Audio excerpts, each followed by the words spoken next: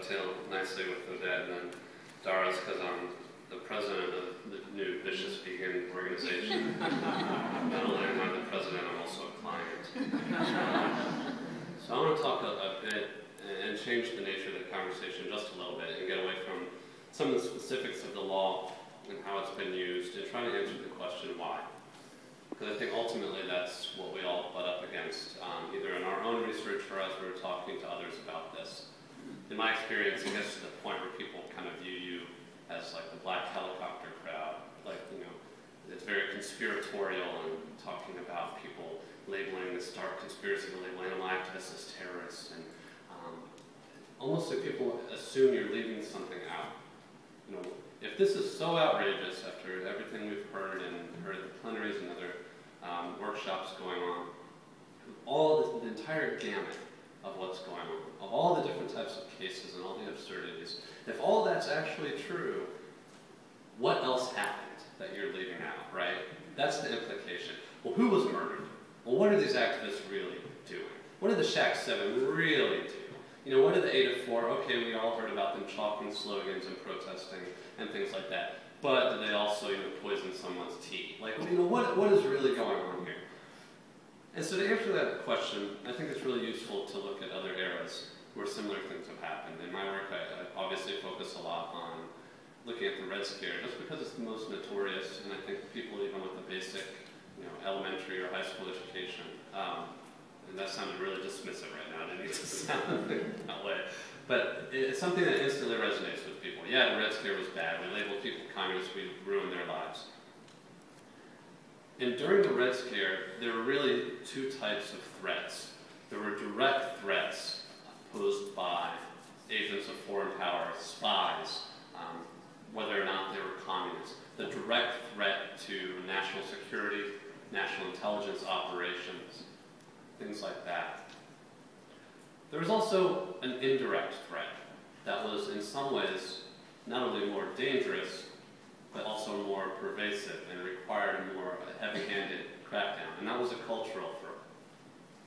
As a result of that, it's why, and I have FBI documents up on greenesthenewred.com of how the FBI investigated the movie It's a Wonderful Life as communist propaganda, and investigated the director and some of the actors involved. And for those of you who haven't seen the classic film, one of the takeaway messages is that George Bailey, the protagonist, realizes that money is not the most important thing in his life. And the evil character, Old Man Potter, you know, no relation, is a banker and a dirty capitalist. And that's how they approached it. And they wanted to investigate the subversive nature of this. And there are a lot of examples of like this from that period of time. It gets much more specific than that, though. I mean, during the 20s, Mitchell Palmer, who was the architect of the Palmer raids, literally kicking in people's front doors, things we haven't seen now, deporting them, knocking their teeth out, destroying their families, black ops kind of operations, murdering people. And also the mentor of J. Edgar Hoover, who took on his legacy into the 40s and 50s and creating the national infrastructure of the Red Scare.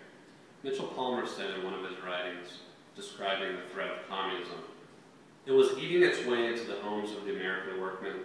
Its sharp tongues of revolutionary heat were licking the altars of the churches, leaping into the belfry of the school bell, crawling into the sacred corners of American homes, seeking to replace marriage vows with liberty and laws, burning up the foundations of society." Nowhere in that does he mention spies and, you know, the Soviet Union or anything like that, right? It's purely cultural. And we see a lot of the same dynamic going on right now. For a long time in covering these issues, I will try to explain why this is happening in terms of profits. Because I think anytime you're dealing about legislation, that's usually at the heart of it, anything in Washington, D.C. And clearly that's an element now. I would argue that's the direct component, both with direct action and the Liberation Front, Earth Liberation Front, to more shack-style campaigns, to even more welfare campaigns like the Humane Society, PETA, Mercy for Animals, all these groups that are using undercover investigations and things like that. And according to government documents, they're quite open about this, both government agencies and corporations. For instance, the Department of Homeland Security warned in a bulletin to law enforcement agencies that animal rights extremists and eco-terrorists are costly to the targeted company and over time can undermine confidence in the economy. And in that bulletin, which was sent out to hundreds of law enforcement agencies, it warned about flyer distribution and tying up phone lines, and it never used the word violence. I've also written about a PowerPoint presentation by a division of the State Department to corporations with operations in other countries, specifically in Western Europe. And the State Department warned these corporations that, quote, although incidents related to terrorism are most likely to make the front page news, animal rights extremism is what's most likely to affect your day-to-day business operations. So this style of threat has worked its way up to the top levels of government, of institutionalizing this kind of rhetoric, this kind of threat, these kind of demands, as we heard from Dara and Odette, that are being placed on politicians and on agencies themselves. There's also, like with the Red Scare, a cultural component, and I think that's it's getting closer to the real explanation of why this is going on right now. Feedstuffs, which is an agribusiness magazine, said it quite well in an editorial about the animal welfare ballot initiative in California. They said the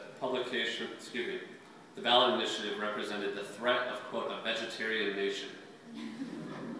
They said if this measure passes, others will follow, and it could signal a cultural shift against factory farming on a national, even global scale. It warned, fight them with everything you have. The dam must not be breached. Along those lines, we've seen full-page ads in the New York Times and the Washington Post labeling the Humane Society a terrorist organization.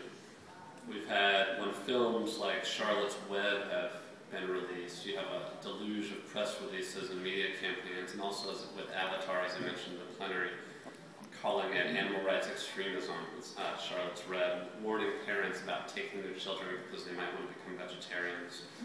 With Avatar, warning about it promoting eco-terrorism and industrial collapse. But that type of rhetoric has really diffused itself, and also, as Dara was explaining, become almost accepted as a norm.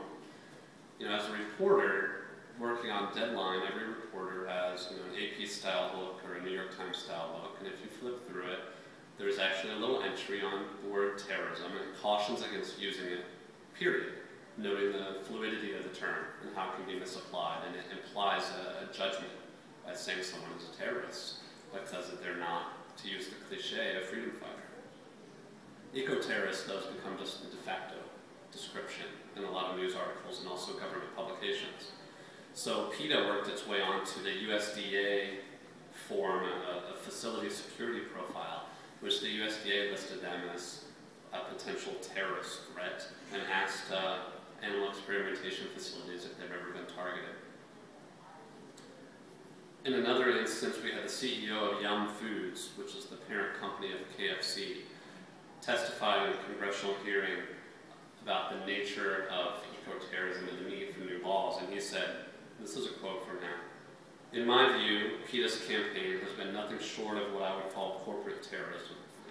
As background, PETA has attempted to pressure our company into forcing our suppliers to make changes to their processing methods. Let's be clear, what PETA ultimately wants is a vegetarian or vegan world, no consumption of meat, poultry, pork, fish, no leather goods, no dairy." So